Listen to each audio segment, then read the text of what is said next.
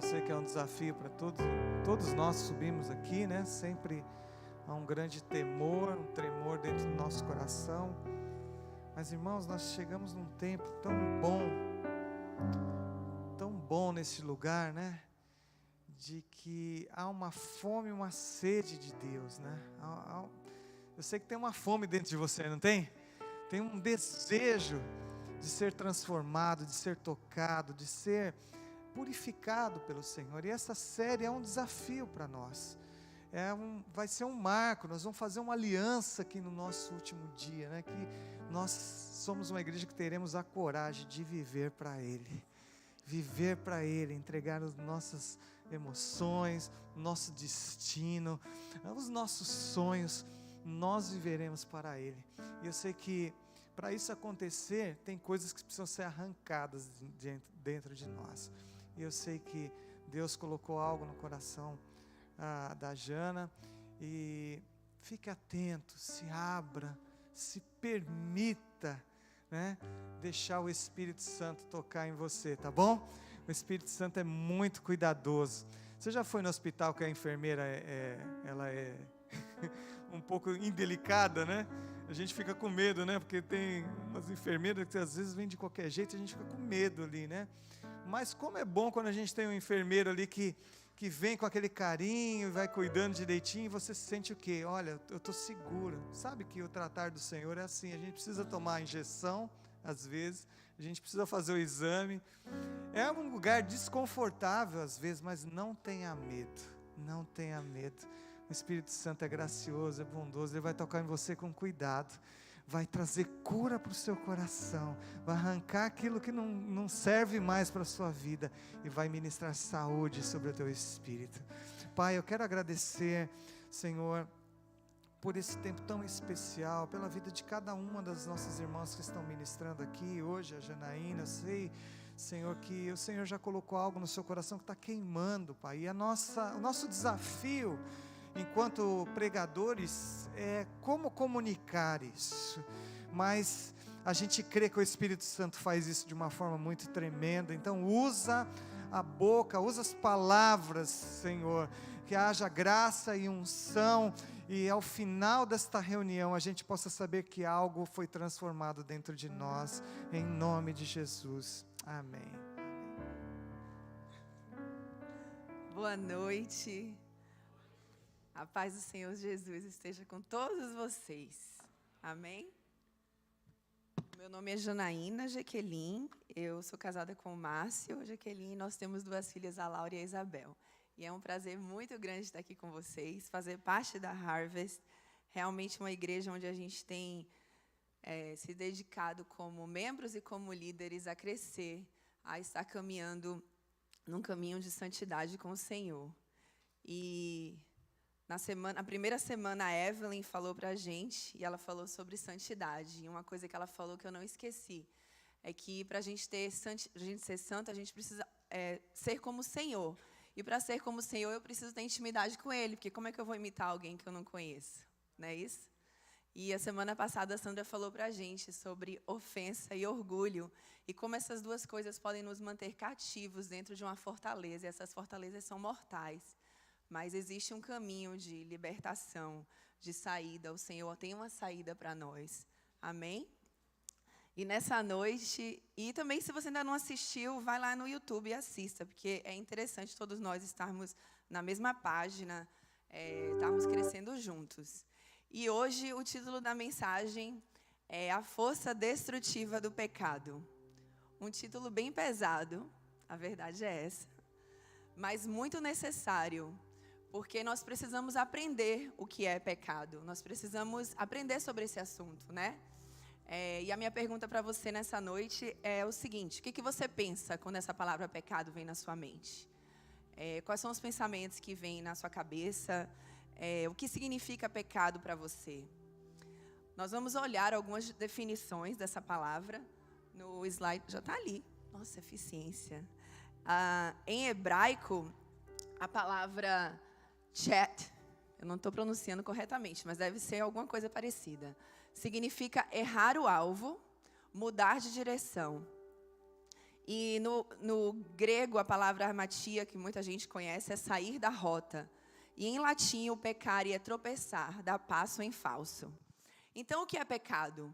Errar o alvo, mudar de direção, sair da rota, tropeçar, dar passo em falso. E para a gente errar o alvo, a gente precisa ter um alvo. Para a gente errar uma rota, precisamos ter uma rota. Não é isso? Para a gente tropeçar, é necessário a gente estar caminhando. E muitas vezes nós tropeçamos em nós mesmos, como a palavra diz, que a gente vai ler. E para dar um passo em falso, é preciso primeiro eu estar andando, eu estar correndo, e eu estar pisando no que não é firme. E nós sabemos o que é firme, né? E para eu sair da rota, eu tenho que sair do caminho. E sabemos também qual que é o único caminho. E eu quero compartilhar com vocês algo que tem no capítulo 32 de Êxodo, que é uma história que todos nós, a maioria, conhecemos. Mas Moisés, ele tinha subido no Monte Sinai para buscar o Senhor, para falar com Deus, e o povo ficou lá embaixo. E durante esse tempo que Moisés estava lá em cima, o povo começou a ficar impaciente. Eles começaram a, eu falo essa palavra, não sei se todo mundo conhece, mas é atazanar Arão e pedir para ele fazer alguma coisa, né? Acabou que fizeram aquela estátua do bezerro de ouro. E no versículo 7 e 8, diz assim: Então disse o Senhor a Moisés: Vai, desce, porque o teu povo que fizeste sair do Egito se corrompeu e depressa se desviou do caminho que lhe havia eu ordenado. Fez para si um bezerro fundido e o adorou e lhe sacrificou. E diz: São estes, ó Israel, os teus deuses, que tiraram da terra do Egito. O Senhor está dizendo aqui que o povo se desviou. E no original, essa palavra é aquela que a gente viu no início, o chat, que é errar o alvo. Então, tem a ver com o caminho. Você está entendendo? Vai me seguindo aí que a gente vai chegando lá. Mas, aí logo em seguida, no versículo 9, o Senhor chama o povo de rebelde e teimoso. Nós sabemos que todo pecado é rebeldia contra o Senhor. Rebeldia ao Senhor. Sair do caminho, da rota do Senhor para a nossa vida é rebeldia. E daí, logo em seguida, no versículo 33 e 34, fala assim: Respondeu o Senhor a Moisés: Riscarei do meu livro todo aquele que pecar contra mim. E esse pecar também é aquela palavra, errar o alvo, sair da rota. Agora vá, guie o povo ao lugar de que lhe falei, e meu anjo irá à sua frente. Todavia, quando chegar a hora de puni-los, eu os punirei pelos seus pecados. Então, o que eu quero compartilhar com vocês aqui, com esse texto aqui, é sempre sobre o caminho que a gente deve trilhar. O Senhor estava dando uma orientação específica a Moisés sobre um caminho a percorrer. Eu e você, nós somos chamados para percorrer aquele caminho que o Senhor preparou para nós. E tudo aquilo que nos desvia dele é pecado. O pecado, ele tem uma força destrutiva de fazer a gente errar aquilo que o Senhor tem para a gente. Ele nos distrai, nos cega, não conseguimos enxergar o caminho, nos faz tropeçar, como a gente viu, nos enfraquece, nos rouba, nos previne de viver o hoje, nos previne de viver a plenitude de Deus no dia de hoje, porque o Senhor nos promete essa vida, e o pecado arranca isso de nós. Como já falamos, o pecado nos faz pisar em falso, porque não estamos pisando na verdade quando andamos com o pecado. Nós estamos pisando em lugar mole. O pecado é mole e o Senhor é firme. O pecado vem disfarçado, muitas vezes. Até pode ser uma coisa que muita gente está fazendo, mas não é o caminho que o Senhor tem para você. Não é o caminho do Senhor para mim. Então, a gente tem que estar muito atento com relação a isso. Muitas vezes ele vem devagar. É preciso ter discernimento para não sairmos do alvo, porque o pecado me afasta de Deus. Nos tira da submissão. A submissão ao Senhor, ela nos traz uma liberdade, e essa liberdade de andar no caminho dele. E como eu já falei, isso muitas vezes acontece devagar. E para trilhar no caminho do Senhor em direção ao alvo, é necessário obedecer para nos manter na rota. Mas agora eu quero compartilhar com vocês algo sobre esse tema de estar na rota, de sair da rota.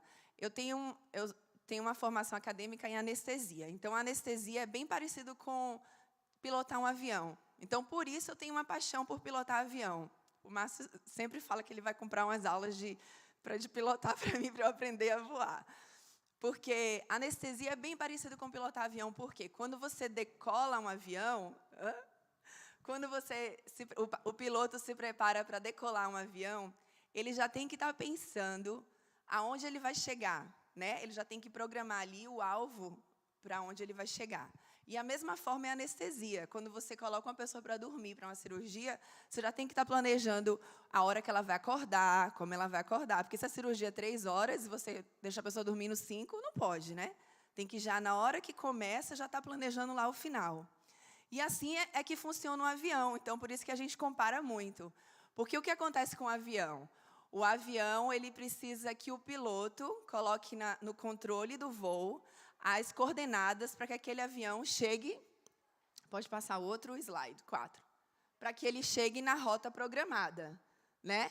Então, por exemplo, esse aqui da figura A, o avião saiu, não sei exatamente de onde, mas parece que foi para a China, parece, né? Algum lugar ali.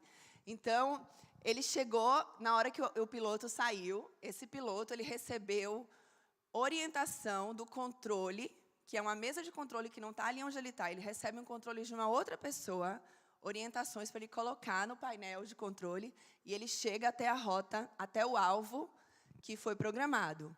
Ele segue uma rota. Esse outro avião parece que chegou lá na Rússia. Não entendi muito, mas parece, né? Rússia ali, talvez.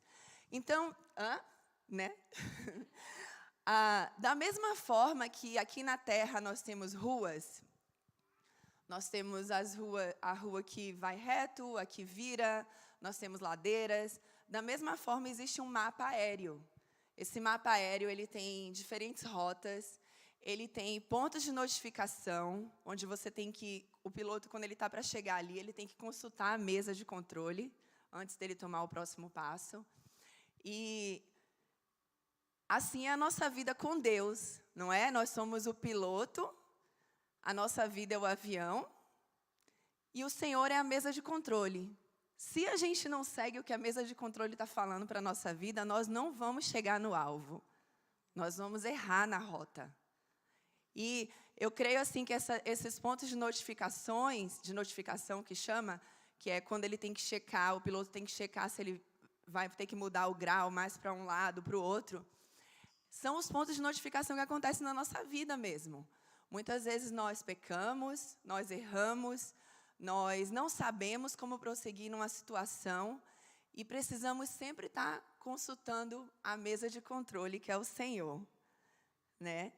Então, não se esqueça dessa figura. O Senhor é a mesa de controle da sua vida. Amém? Em Oséias 14:9, fala assim. Aí eu coloquei aqui, né? Nossa vida é o avião, o piloto somos nós e a mesa de controle é o Senhor. Precisamos ouvir a voz do Senhor, seguir as coordenadas dele para a nossa vida. Precisamos ser submissos a ele. E Oséias 14:9 fala assim: quem é sábio? Aquele que considera essas coisas. Quem tem discernimento? Aquele que as compreender. Os caminhos do Senhor são justos. Os justos andam neles, mas os rebeldes neles tropeçam. Lembra que eu falei para vocês que muitas vezes a gente tropeça em nós mesmos? Então, eu acho que essa é a mensagem aqui. O interessante é que o Senhor...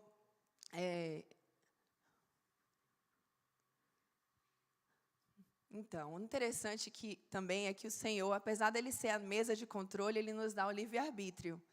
Então, sempre tem a possibilidade do piloto querer tentar a rota dele, né? O que vai acontecer, não sabemos. Mas obedecer aquilo que o Senhor fala para a gente realmente é um caminho melhor. Tem um livro do Jerry Bridges que chama Pecados Intocáveis. E eu quero compartilhar algo desse livro com vocês. O Jerry Bridges, ele fala sobre aqueles pecados considerados aceitáveis no nosso meio cristão, ou aquele que não falamos muito sobre eles. Não é que eles são aceitáveis, mas é que muitas vezes a gente nem fala sobre eles. E no livro dele, ele tem um quote que fala assim: pecado é pecado, mesmo que os que classifico de pecados aceitáveis pelos santos, aqueles que toleramos em nossa vida são graves aos olhos de Deus. Tudo isso é coisa séria aos olhos de Deus. E o nome dele é Jerry Bridges, é muito bom, vocês devem ler. E na lista de pecados aceitáveis que ele coloca no livro dele, eu quero ler com vocês. Aí vocês já vão pensando aí, tá? Se vocês... Eu sei que ninguém tem esses pecados, mas já vão pedindo para o Espírito Santo falar com vocês, tá? Orgulho religioso, atitudes críticas, impaciência, ansiedade e frustração, glutonaria, descontentamento, falta de gratidão, orgulho, egoísmo, falta de domínio próprio, raiva, ciúmes, inveja, julgamento e os pecados da língua, fofoca, sarcasmo, mentira, palavras espinhosas, ridicularizar, qualquer forma de falar que diminui ou machuca outra pessoa. Precisamos estar atentos, porque muitas vezes essas coisas se tornam normais no nosso meio. E da mesma forma que um avião, se ele muda um grauzinho aqui no início, lá no final o alvo dele é diferente, da mesma forma é assim, esses pecados, não existe pecado e pecadinho, mas eles vão entrando de uma forma, às vezes, leve, a gente vai se acostumando com eles. Mas eles têm um efeito grande no final. Então, nessa noite, eu quero falar para vocês assim, vamos perguntar ao Senhor, Senhor, fala comigo. Será que algum desse pecado está fazendo parte da minha vida? Será que eu já nem consigo mais enxergar que algo assim, eu já convivo com isso? E eu tenho uma experiência com isso. Assim, nesses últimos 3 anos, Deus tem feito um trabalho... Quer dizer, na verdade, tenho buscado ao Senhor de uma forma diferente. E Ele tem, pela misericórdia dEle, trabalhado algumas coisas no meu coração. E uma das coisas que Ele tem trabalhado, que o Espírito Santo me falou, é o espírito de crítica. E... vocês sabem, alguns de vocês sabem, que a gente participa de alguns ministérios, um ministério americano, e lá eles falam muito sobre isso, que é o critical spirit, e eu acho que na nossa cultura a gente fala menos. Mas é uma coisa assim que Deus falou muito no meu coração, porque o espírito de crítica está aqui, não está? Atitudes críticas, tá? A atitude crítica, ela pode ser autocrítica, e ela é paralisadora, a autocrítica. Isso acontecia comigo. Eu nunca estaria aqui falando para vocês, se o Senhor não tivesse me libertado disso. De verdade. De verdade. Era algo que me paralisava. Me paralisava. E não só para mim mesma, essa autocrítica, mas também com outros, com outras pessoas. E não quer dizer que eu falava essas coisas, mas era interno. Entende? Era na mente. E quando o Senhor me mostrou isso, eu caí no chão, de verdade. Deus começou a trabalhar no meu coração. Eu tive que pedir perdão para mim mesmo e para algumas pessoas. E o Senhor tem trabalhado isso em mim. E eu quero assim compartilhar isso com vocês nessa noite, porque é algo que aconteceu na minha vida. Se você tem algo assim na sua vida, o Senhor tem uma cura. É uma cura isso, é uma libertação, né? A gente precisa... deixar o Senhor trabalhar isso em nós, em nome de Jesus. E o Márcio, guiado por Deus, pelo Espírito Santo, ele começou um costume na nossa casa. Quando a gente senta na mesa para comer com amigos, família, se a gente fala de alguém, a gente tem que orar por essa pessoa. Então, se fala de alguém, aí ele fala, você tem certeza que você quer falar? Senão a gente vai ter que orar pela pessoa. Ah, tá. Então tá. Aí você já checa logo o seu coração, tá? Já vai lá. Aí você já fala, ok, eu estou falando uma porque eu estou fofocando, porque eu estou criticando, porque eu estou, o que for, falando palavras ruins, ou eu estou falando para abençoar? Porque se eu estou falando para abençoar, eu vou orar por essa pessoa. Não é isso? Então, eu achei que isso foi uma coisa interessante também. Nas primeiras vezes doía, tá? Nossa, não pode nem falar nada, gente, que agora vai ter que orar. Mas Graças a Deus, eu creio. Isso foi esses comportamentos que a gente tem, às vezes você tem que tomar uma atitude drástica para poder mudar, né? A gente conhece uma pessoa que ele fala assim, nem que você tem que andar com uma borrachinha no braço para você bater em você quando você faz aquilo, para o seu cérebro falar, não é para eu fazer aquilo, pá! E daí faz alguma coisa na hora. Então, aí você vai treinando a sua mente para desaprender aquele comportamento. Porque é um comportamento que a gente aprende, fica entranhado, né? É um pecado que já está assim, entranhado mesmo dentro de nós, muitas vezes. E agora também eu quero falar com vocês, continuando falando sobre a força destrutiva do pecado, sobre o pecado escondido. E tudo sobre essa noite não é uma coisa leve, eu sei disso. Mas o Senhor sonhou com esse dia já existia antes de eu existir. E como a música fala, eu até anotei aqui, como um vendaval sobrenatural, faz o teu querer em mim. Eu falei isso e por isso que eu estou aqui hoje nessa noite. Então você cantou isso também nessa noite, o Senhor tem algo para fazer na sua vida. Amém?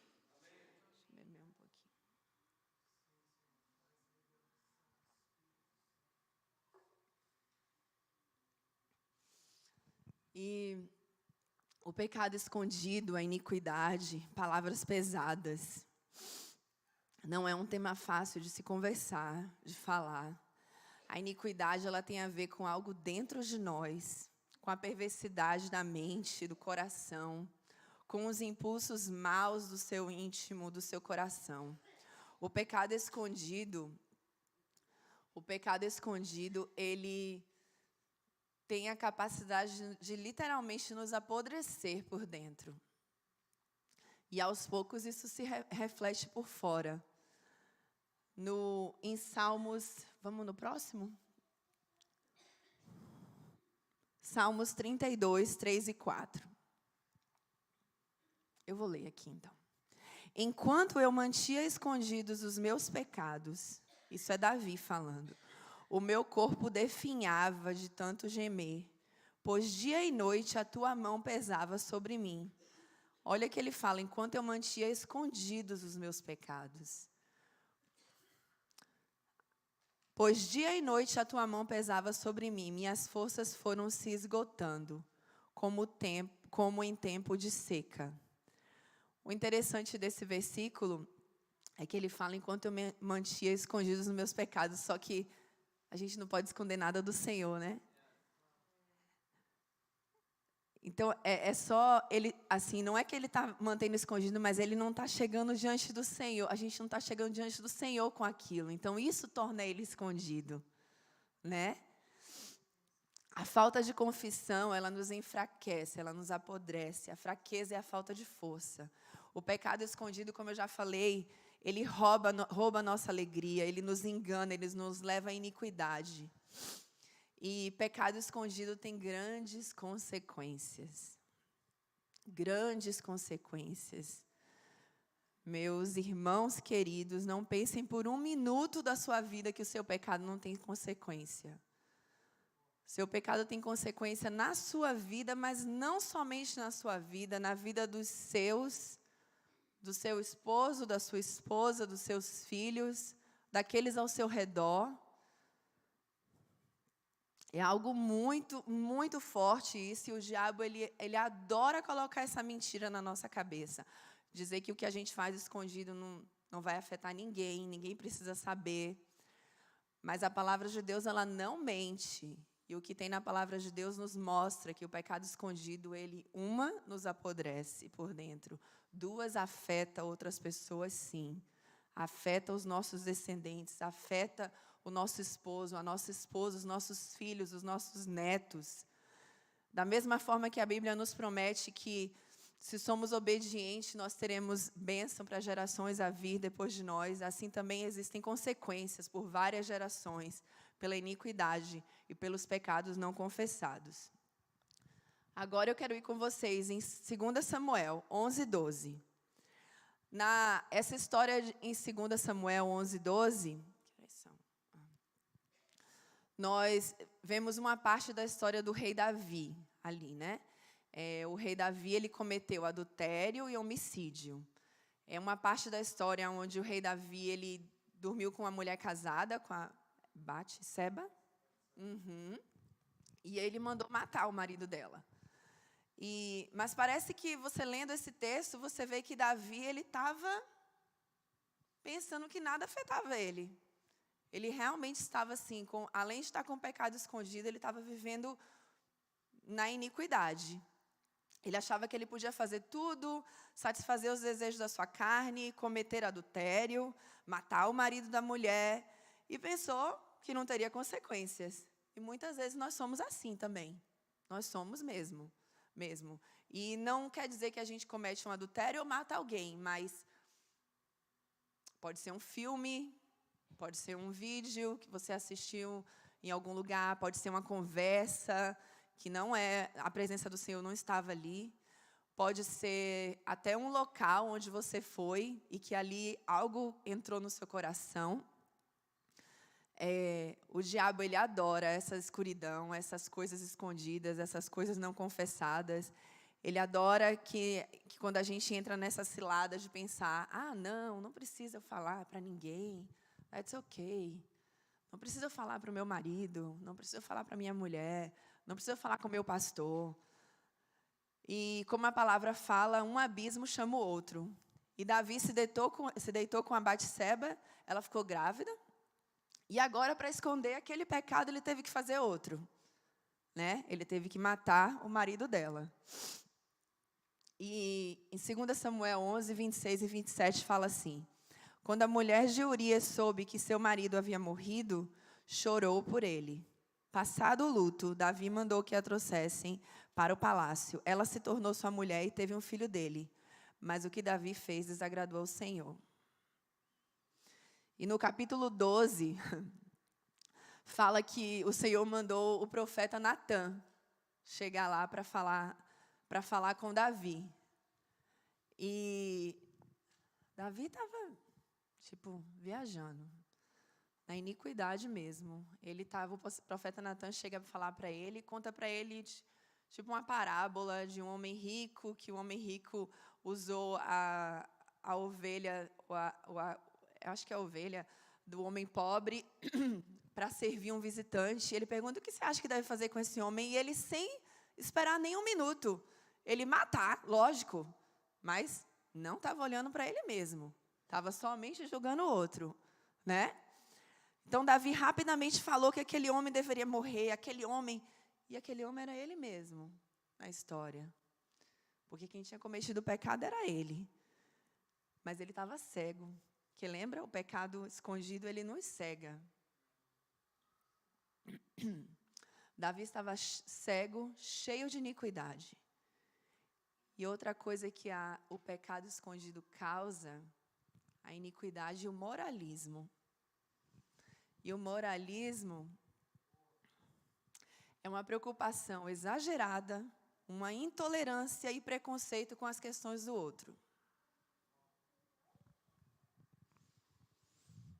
Então, o pecado escondido, ele causa iniquidade, e isso gera moralismo. Moralismo é uma preocupação exagerada, uma intolerância e preconceito com as questões do outro. Então, tenha cuidado. Se você está preocupado com as questões do outro, te incomoda tanto, olhe para você mesmo. Olhe para você mesmo. Porque Davi foi moralista. Ele estava cheio de iniquidade. Rapidamente, ele condenou aquele homem rico da parábola. Ele foi rápido para fazer isso. E ele não olhou para ele mesmo. Então, ele estava cego. E o que aconteceu? A consequência disso. Em 2 Samuel 12, 9 e 15. Porque, pois, desprezaste a palavra do Senhor, fazendo mal diante de seus olhos. Uma pergunta. A Urias, o Eteu, feriste a espada, e a sua mulher tomaste por tua mulher. E a ele mataste com a espada dos filhos de Amon. Agora, pois, não se apartará uma espada jamais da sua casa. Consequência. Porquanto me desprezaste e tomaste a mulher de Urias, o Eteu, para que te seja por mulher. Assim diz o Senhor, eis que suscitarei da tua mesma casa o mal sobre ti, e tomarei tuas mulheres perante os teus olhos, e as darei ao teu próximo, a qual se deitará com tuas mulheres perante esse sol, porque tu o fizeste em oculto. Mas eu farei este negócio perante todo Israel e perante o sol. Então disse Davi a Natã, pequei contra o Senhor. E disse Natã a Davi, também o Senhor traspassou o teu pecado, não morrerás. Todavia, porquanto com este feito deste lugar, sobremaneira, aqui os inimigos do Senhor blasfemem, também o filho que te nasceu certamente morrerá. Então Natã foi para sua casa, e o Senhor feriu a criança que a mulher de Urias dera a Davi, e a criança adoeceu gravemente. E a continuação da história é a continuação da força destrutiva do pecado. Porque depois de 7 dias a criança morreu.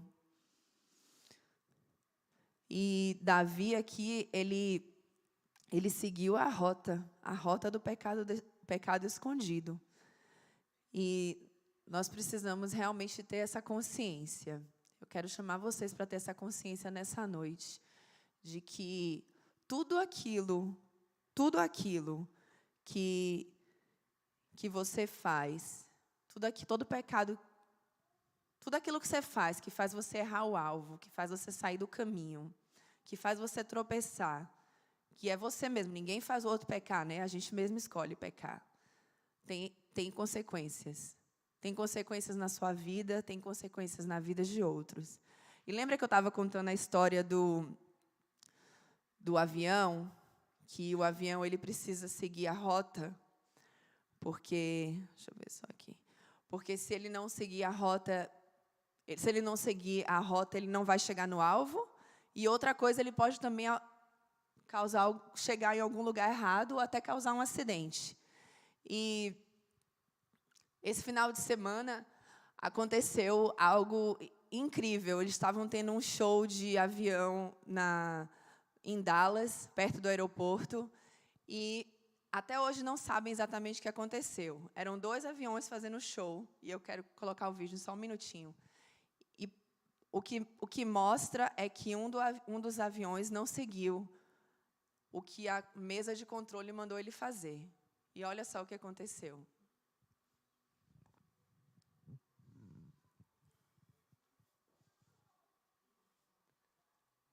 Vocês viram? Coloca aí de novo, por favor. Ó. O que parece a investigação está falando que eles erraram, o piloto errou a altura que era para ele estar. Então, não somente ele não alcançou o alvo que ele tinha que alcançar, por ele ter errado a rota, ele bateu no outro avião. E quantas vezes a gente faz isso quando a gente comete um pecado? Eu sei que esse vídeo é bem forte, porque todo mundo dos 12 voos morreram. 6 pessoas.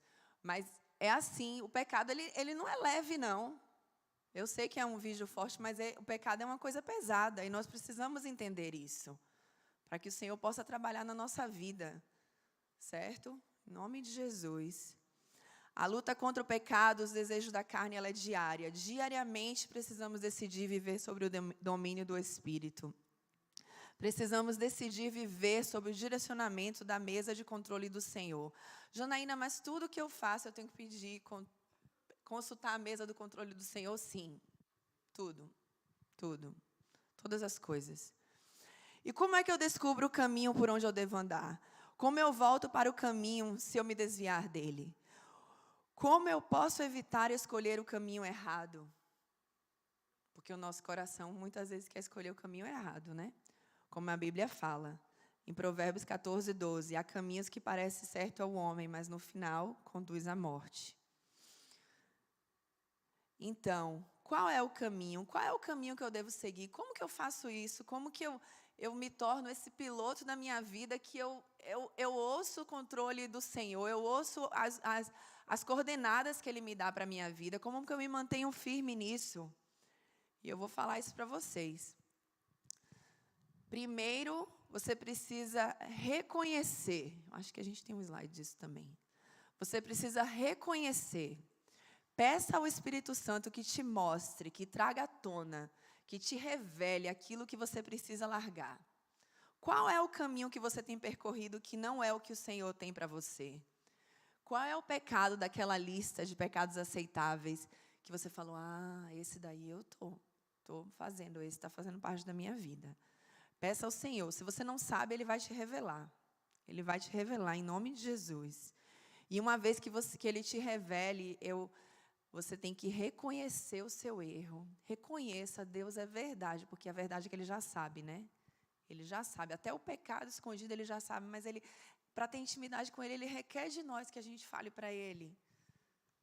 Ele quer ouvir da nossa boca, porque é assim que tem relacionamento com Deus. A gente não pode ter um relacionamento se você não fala com Ele. Ele precisa ouvir o que está dentro de você. Por mais que Ele já saiba. Mas é assim que você vai crescer no relacionamento com Deus. Então, reconheça o seu erro. Se humilhe diante dEle. E aprenda a fazer isso com frequência, não só aqui. Em casa, todos os dias. Sempre que algo incomodar no seu coração. O que é, Senhor? Me mostra, Deus, me mostra, me revela. Eu reconheço que eu estou falhando. Eu reconheço que eu não te pedi a direção para esse posicionamento que eu tive, Deus. Eu quero me posicionar no Senhor. Então, faça isso sempre, porque nós somos separados, né? Como a série fala, e temos que ter coragem para viver para Deus. Para fazer isso, você tem que ter coragem de chegar diante de Deus. Me mostra, porque Deus vai mostrar. Que Ele mostra mesmo. Ele mostra, Ele é poderoso. Segundo, se arrependa. Reconheça, se arrependa. Se arrependa diante de Deus. Derrame o seu coração diante dEle.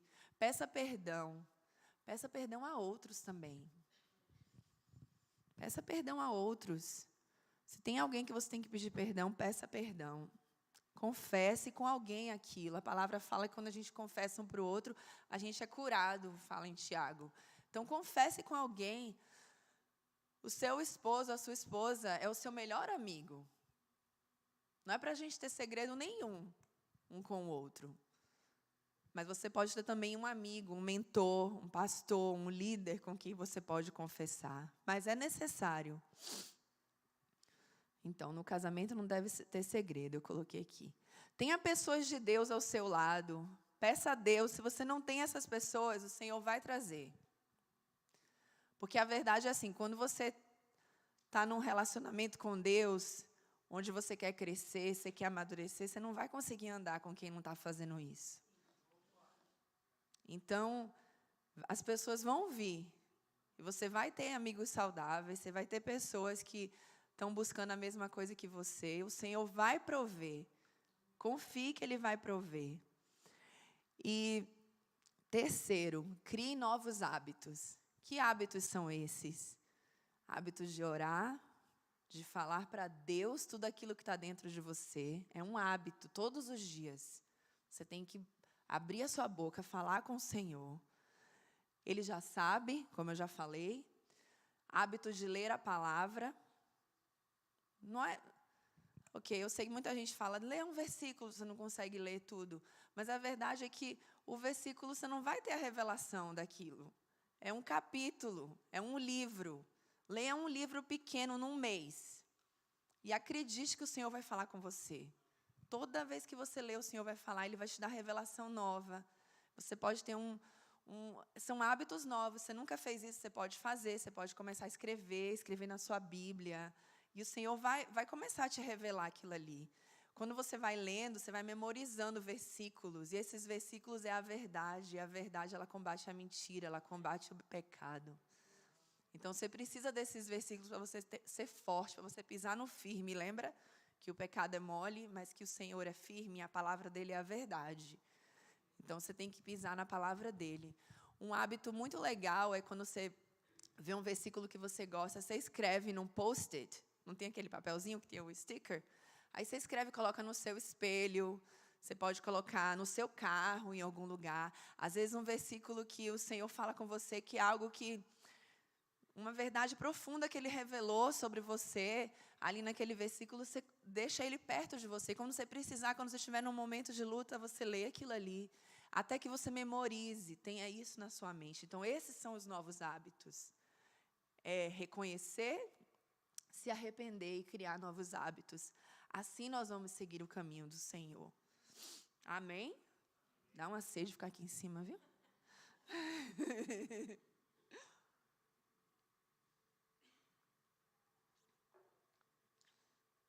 Essa noite é noite de arrependimento. Amém? Essa música que eles cantaram, eu pedi para eles cantarem, porque nós precisamos nos render a Deus de uma forma diferente, de uma forma de não ter nada mesmo escondido. Nós não queremos isso, nós não queremos. Nós estamos caminhando para viver uma vida santa, uma vida onde nós realmente somos separados, onde nós passamos, as pessoas sabem que nós somos separados, né? A gente caminha, a glória do Senhor resplandece em nós, porque nós carregamos Ele em nós. E hoje é tempo de consertarmos essa rota. Se naquela hora que eu li aquela lista, algo falou com você, a gente vai orar, eu vou chamar você aqui na frente, a gente vai estar pedindo ao Senhor que Ele venha estar arrumando essas coisas dentro de nós, venha estar arrancando de nós aquilo que não é dEle, que Ele venha estar nos arrumando a nossa rota, que a gente venha estar se posicionando, buscando a santidade, buscando a confissão, o arrependimento. E lembre-se de uma coisa muito importante nessa noite, eu quero que você lembre disso.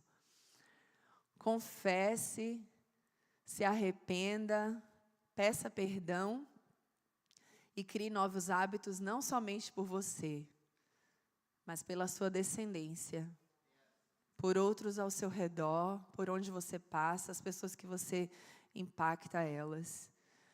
Escolha ser um agente transformador geracional. Faz sentido isso em português?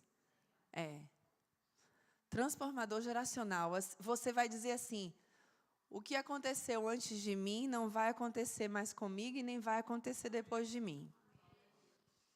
E isso exige um posicionamento. Então, seja essa pessoa que diz assim, basta. Se houve isso antes da minha geração, eu sou quem vai transformar a minha geração agora, e daqui para frente isso não vai mais acontecer. Eu vou dizer basta. Eu vou dizer basta aos pecados aceitáveis.